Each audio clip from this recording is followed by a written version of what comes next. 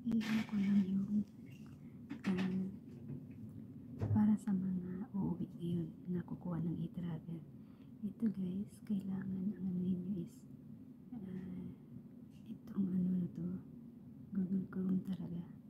Tapos piliin nyo talaga, hanapin nyo, mayroon talagang .gov.ph, yun ang i-click ninyo. Ito, yan, kasi na talaga yung ano na yun. Tapos i-click nyo ito, e-travel is free, tapos i-click nyo ito, yan. Tapos pwede na kayong gumawa, either mag-login kayo or create an account. Ito, create an account na kayo dyan. Mahaba-haba pong proseso, kaya lagay nyo lang yung mga ano nyo.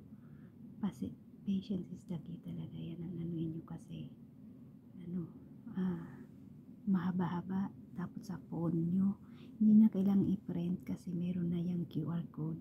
Basta mahaba-habang proseso ang pag-fill up nyo dyan, kailangan pasensya at i-ano nyo na, mag-prepare na rin kayo ng ballpen at papel para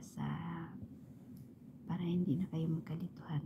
Ballpen, papel, ano nyo na rin yung passport nyo at ano, kailangan sa mismong phone nyo kasi mayroong selfie yan. Tapos mayroon kayong mga kailangan ano, basta libre lang po.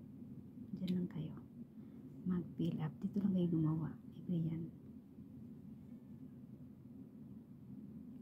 Happy vacation sa lahat, sana makatulong sa inyo.